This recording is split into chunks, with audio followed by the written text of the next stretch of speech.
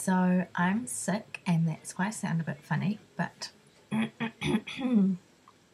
sort of thought I might say that I've also been very lazy the past two vlogs, and as you can tell I am videoing on my webcam because every time I've been trying to film a video diary, my camera's been flat and I've just been too lazy to set up the tripod. So all I've done is just turned my Mac around to my little wall here. You can see down here where it stops, and there's a pin there. The reason why I did this wall was so you'd be able to differentiate between my mummy diaries and my trying to conceive baby number 2 diaries. And now that my mummy diaries are finishing up next week, I might not have to do this anymore. The updates are that I've been temping and charting on Fertility Friend. I had a blood test from my doctor to see if I had ovulated. So basically the updates are that Fertility Friend said I ovulated cycle day 18, and then it changed it to cycle day 20, and then it changed it to cycle day 21, and at cycle day 21 it stayed that way. I had a blood test on the Friday, which means I would have only been about 3 or 4 DPO when I had my day 21 progesterone blood test. It wasn't even day 21 because it wasn't like, it was, all my numbers were messed up and stuff. But anyway, so my progesterone at 3 or 4 DPO came back as 10.20, and I wasn't too sure, like, I was like, you know, that means I've ovulated. I'm pretty sure it means I ovulated because I did a whole bunch of Dr. Googling. Don't shoot me, please. I know you're not meant to Dr. Google. I learnt my lesson last time. Well, I thought I learnt my lesson last time. But anyway, this Dr. Googling was good. And people gave me a lot of links to sites that tell you what your progesterone level should be. And so it basically did mean that I ovulated, and that's a good level for how many DPO I was. So anyway, I've been temping every day, and I've been trying to talk myself out of testing, but it didn't work. And I did test this morning at 9 DPO. Call me crazy. I know, why on earth would you do that? But I did, and I'll put that video at the end of this vlog. But the big update is that today I am cycle day 1. I got my period today, and I am really happy. You'd be like, why are you happy? You're not pregnant. Well, I mean, I'm not happy that I'm not pregnant. I mean, I would be overjoyed if I was pregnant, but the reason that I am still happy is because I have so much to be happy for. I spent 2.5 years doing fertility treatment and did IVF to get my son, and I just had my first non-medicated cycle. No drugs, you know, except for metformin, but, you know, I just can't believe it. So I have so much to be happy for. I am so grateful that 1, I ovulated. I'm so grateful that 2, I had a temperature rise on my chart, which shows that's working. And then 3, I obviously ovulated again. I had to ovulate the first time to get my period, I think.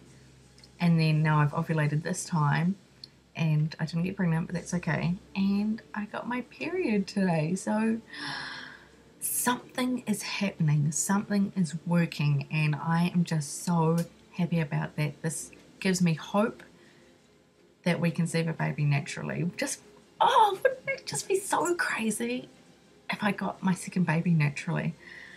I would just be over the freaking moon if that happened. And I'm so excited right now. I don't know why. You'd think that I would be really sad right now that I'm not pregnant, but I actually, I feel really happy. I feel really positive, and that's, I'm just so happy. I can't believe that I'm getting my period. And also with the period too, I'm not using pads or tampons. From now on, it's going to be TMI. So if you don't like TMI, switch off. Because I'm actually part of the 5 Waiting Worms, which is a collaborative YouTube channel. If you want to check that out and subscribe, which you should if you want to see more of my videos. The link is below. Anyway, we do reviews for companies, and at the moment we're doing reviews for Fem Cup. And so now is my chance to finally use this Fem Cup. It's basically a little cup that goes up your woohoo, and it's like a tampon absorbs the menstrual period, whereas this little cup just, the flow, the flow just sits in the cup. And so I'm going to be doing reviews on that, but I've got to use it for a little while first, just to, you know, I can't just use it one day and then say whether I like it or not. But at the moment, things are going pretty well.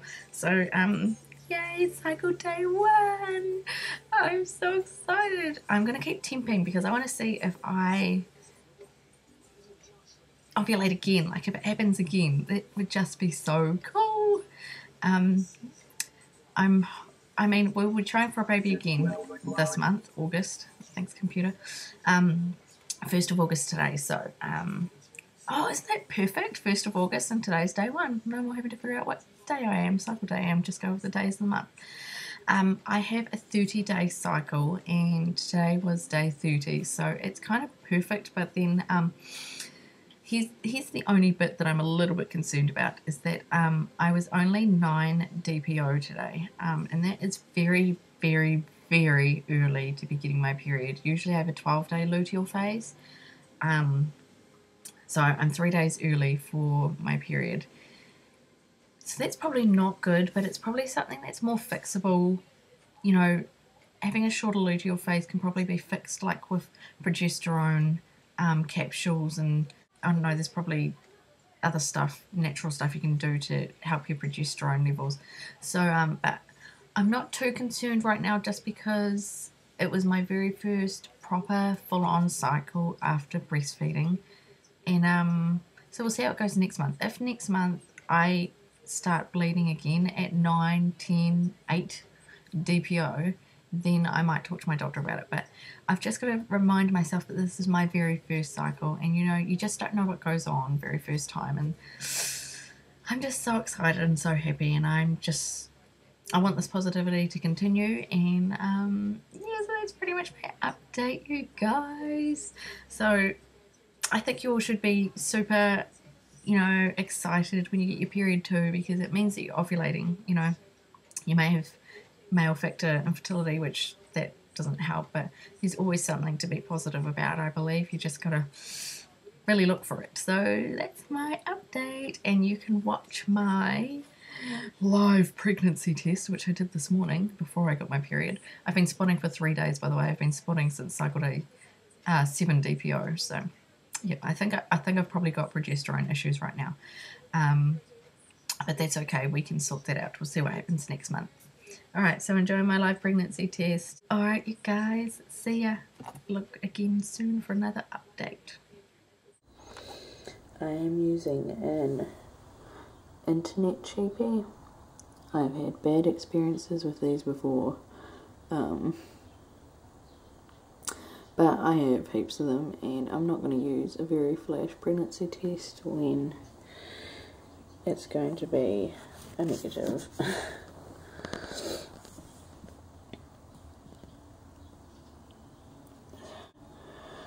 Gosh, I've got the terrible morning shakes this morning. I'm not nervous about this test at all. Not at all, because, I mean, it's pretty obvious that it's pretty early, 9 DPO. And the fact that I'm spotting and my temp went down. So, I think it's going to need the full 10 minutes to do its thing. So, I'm not going to make you wait around that long, so I'll just come back in 10 minutes. BFN, as to be expected. Just thought out of interest, that was my pregnancy test for with Roman, so that was at 9 DPO, but you know, like, I had IVF, so it's obviously 4 days past 5-day transfer, and I was sure that I saw an imaginary line, but now there is a scrape there, so now you can't even see anything. There we go, can you see that line? That was at 10 DPO, or 5 days past 5-day transfer. You can only just see that line. Their tests obviously suck.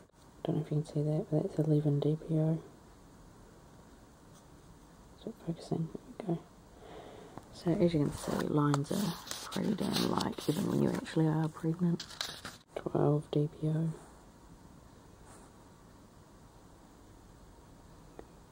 I can't believe this was nearly 2 years ago now.